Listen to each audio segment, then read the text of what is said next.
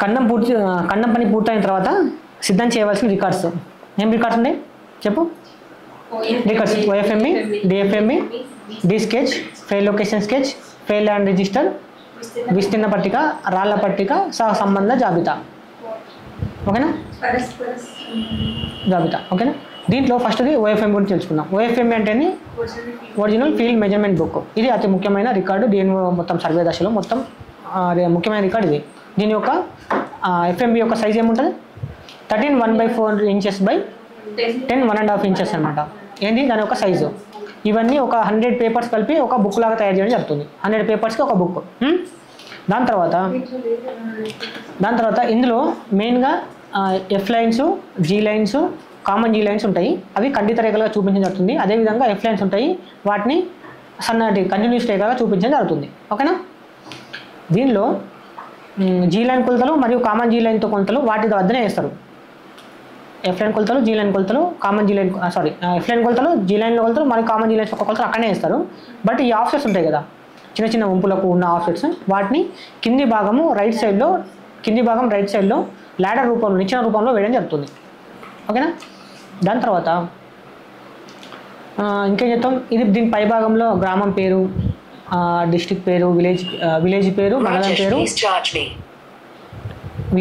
మండలం పేరు, డిస్ట్రిక్ట్ పేరు, వాటి యొక్క ఎక్స్టెంట్ అంటే సర్వే ఫీల్డ్ నెంబరు, ఆ ఫీల్డ్ ఏ నెంబరు ఆ నెంబరు, అదేవిధంగా చుట్టుపక్కల ఏ సర్వే నెంబర్ని వాటి డీటెయిల్స్ ఉంటాయి.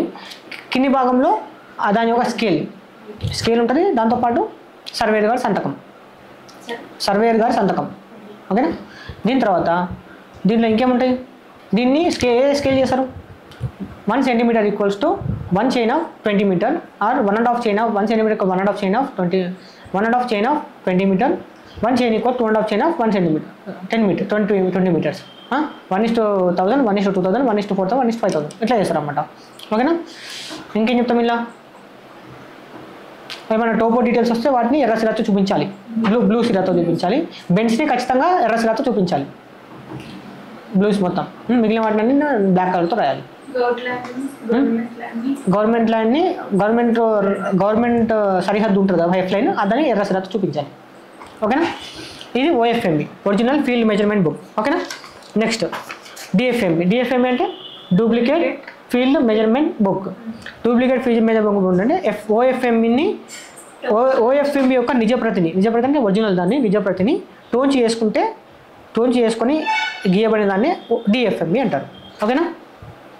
నెక్స్ట్ డి స్కెచ్ అంటే ఏంటంటే దీనిని ఖండాల వారీగా చేయడం జరుగుతుంది. ఖండాల వారీగా అంటే combination of all FMBs is T sketch. ఓకేనా? తర్వాత దీంట్లో ఈ ఎఫ్ఎంబిలో ఏం చూపిస్తారు? సర్వే నెంబర్ యొక్క హద్దులు చూపిస్తారు, దళసరిగా చూపిస్తారు. దాని లోపల ఉన్న సబ్ డివిజన్లేమో తక్కువ దళసరిగా చూపించడం జరుగుతుంది ఈ స్కెచ్లో. అదేవిధంగా ఈ ఉంటాయి కదా, ఏవి సబ్ డివిజన్ చెప్పిన ఆల్రెడీ. చెల్తా నెంబర్ అందులో ఉంటారు. ఇందులో ప్రభుత్వము, పొరంబోకు భూములను మొదలైన వాటిని ఎర్ర సిరాతో చూపించడం జరుగుతుంది, రెడ్ కలర్ సిరాతో. దాని తర్వాత దీని యొక్క స్కేల్ వచ్చేసి 1 centimeter equals 2.5 chain of 20 meter. ఓకేనా? ఇంకేం చెప్తాం దీనిలో? లాస్ట్ పాయింట్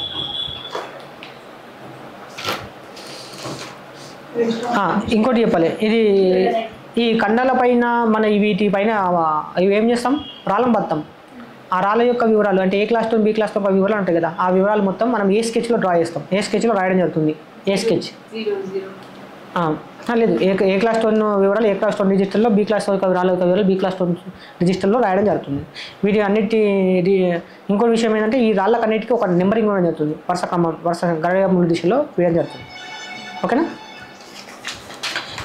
ఏదానికి ఖండానికి మరియు సర్వే నెంబర్ యొక్క రాళ్ళకు గడియారముల దిశలో నెంబరింగ్ ఇవ్వడం జరుగుతుంది. ఓకేనా? Next fail location sketch. అంటే ఏంటి? ఇది డి స్కెచ్ యొక్క ప్రతిరూపంగా తయారు చేయడం జరుగుతుంది. దీన్ని కూడా ఖండాల వారీగా తయారు చేస్తారు. తర్వాత కొత్త పొలాల యొక్క సరిహద్దును ఎర్ర సిరాతో చూపించడం జరుగుతుంది. పాత సర్వే నెంబర్ యొక్క సరిహద్దును నల్ల సిరాతో చూపించడం జరుగుతుంది. పాత సర్వే నెంబర్ యొక్క ఎక్స్టెంట్ని ఆ పాత సర్వే నెంబర్ యొక్క మధ్య భాగంలో నల్ల సిరాతో వేయడం జరుగుతుంది. అదేవిధంగా సబ్ డివిజన్లు కూడా చూపించడం జరుగుతుంది. పాత సర్వే నెంబర్ యొక్క హద్దులో నల్ల సిరాతో, కొత్త సర్వే నెంబర్ యొక్క హద్దులను ఎర్ర సిరాతో చూపించడం జరుగుతుంది. దీని యొక్క స్కేల్ కూడా 2.5 1 సెంటీమీటర్ 1:5000 అనమాట. దీన్నే ఫెయిల్ లొకేషన్ స్కెచ్ అంటారు. ఓకేనా. Next fail land register. Fail land register అంటే ఏంటంటే ఇది సర్వే ప్రక్రియలో అతి ముఖ్యమైన రిజిస్టర్. దీనిలో పాత సర్వే నెంబరు, విస్తీర్ణము, పాత survey number, sub division number, విస్తీర్ణం, కొత్త survey number, sub division number, విస్తీర్ణం చూపిస్తూ వాటితో పాటు పట్టాదారుని పేరు, అనుభవదారు పేరును, మరియు భూమి తరము, కుజ్గా తర, బాగైత, ఇనామా, లేకపోతే పొరంబోక, లేకపోతే అంటే చేను పేరు ఏం పేరు, నీటిపారుదల వనరు ఏముంది అని జరిగి నీటి సరఫరా ఎలా జరుగుతుంది, మొత్తం విషయాలు కలిగి ఉంటాయి దీంట్లో. దీన్ని కూడా కన్నడ వారిగా తయారు చేయడం జరుగుతుంది.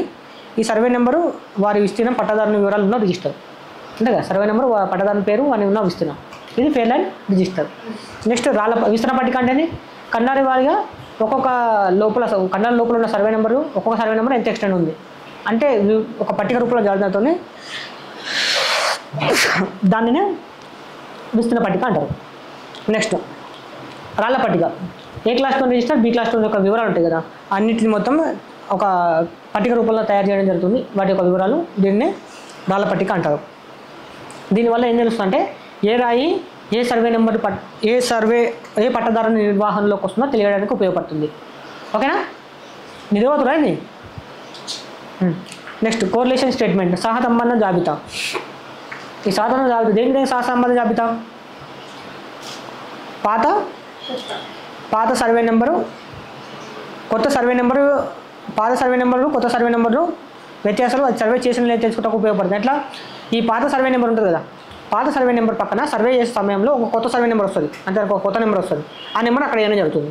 అట్లా ఏ పాత సర్వే నెంబరు, కొత్త సర్వే నెంబర్ అనేది ఏ పాత సర్వే నెంబర్ ప్రకారం వచ్చిందని తెలిసిపోతుంది అనమాట. కొత్త సర్వే నెంబర్ ఏ పాత సర్వే నెంబర్ ప్రకారం వచ్చింది, వీటి మధ్య సహసంబంధం తెలియజేయడం జరుగుతుంది. దీనివల్ల ఏం తెలుస్తుంది? పాత సర్వే నెంబర్ కొత్త సర్వే నెంబర్ ఇస్తుంది కదా, ఇచ్చినప్పుడు అన్ని సర్వే నెంబర్లు సరిగ్గా సర్వే చేసిందో లేదో తెలిసిపోతుంది, మనకు ఏదైనా మిస్ చేస్తామో లేదో తెలిసిపోతుంది. అదేవిధంగా ఏ పాత సర్వే నెంబర్, కొత్త సర్వే నెంబర్ ఏ పాత సర్వే నెంబర్ నుంచి వచ్చిందో తెలిసిపోతుంది. వీటి మధ్య సహసంబంధం తెలియజేస్తుంది. అట్లా దీంతో మనకి ఇది కంప్లీట్. ఓకేనా.